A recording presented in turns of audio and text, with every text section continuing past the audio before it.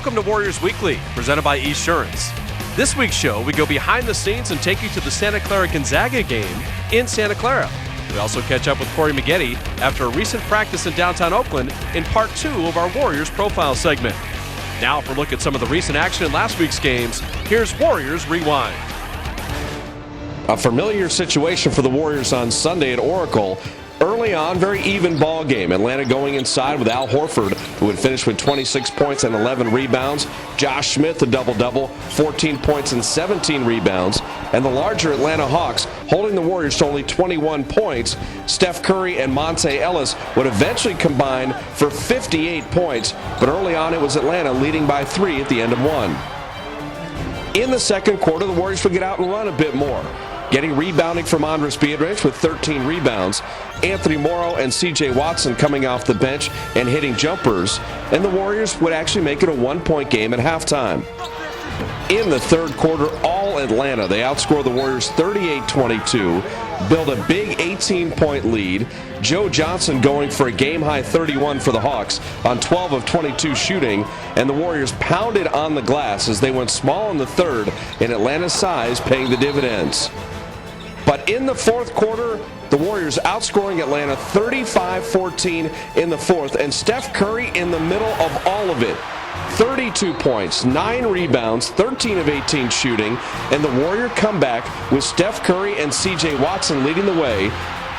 Chris Hunter and Andres Biedrins, the Warriors going big in the fourth quarter, rebounding the ball, blocking shots. Hunter would finish with 12, 18,000 going nuts at Oracle as the Warriors making the comeback. As they pulled to within 2, Monte Ellis inserted back into the game. A steal on Joe Johnson, and then would make free throws. And then when it mattered most, Ellis with another steal and a full-court breakaway to lay it up and in and draw the Warriors even. The Warriors end up getting monster games. Monte Ellis and Curry combining for 58 points. They storm all the way back to beat Atlanta at Oracle 108-104. Philadelphia in town for their only visit on a Tuesday night at Oracle, and it would be the Sixers' night all night long. Early on, 37 first-quarter points for Philadelphia. They would build an 11-point lead as the rookie, Jrue Holiday, 6 of 11 shooting, 15 points, pairing with Lou Williams, who would finish with 26, and the 76ers taking advantage of Warrior mistakes, getting up and down the floor and building the 11-point lead. The second quarter, not much better. The Warriors would continue to shoot sub 40%.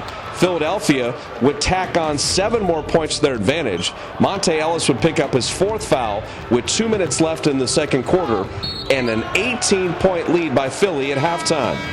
In the third quarter, the Warriors' defense would pick up. Shooting still not there. Monte would finish with 22, scoring 11 straight points in the third. Steph Curry was 17, and the Warriors would actually win the quarter, but only by 1 and be down 17 points again heading into the fourth quarter, 90-73, the exact same score the Warriors had seen on Sunday night. In the fourth quarter, here's the comeback again. The Warriors would be down 24 and then start to find three-point shooting. Anthony Morrow, 4 of 6 from distance. It was C.J. Watson finishing with 20 off the bench, 3 made threes. Curry would hit a 3, and all of a sudden, a 24-point lead was cut all the way to 3. Philadelphia, though, behind Andre Iguodala, who had finished with 22 points, would keep the Warriors at bay. Then more shooting by the Warriors as it was Morrow again. Monte Ellis, Curry with C.J. Watson cutting it to 3 2 more times in the game.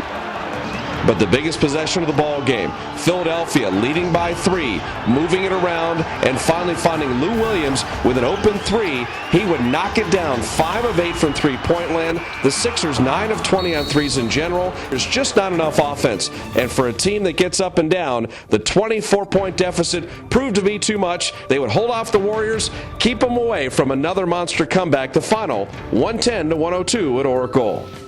Coming up next on Warriors Weekly, we meet Casey of the Warrior Girls, and then we go down to Santa Clara with C.J. Watson as he meets up with head coach of the Santa Clara Broncos and his former coach at Tennessee, Kerry Keating.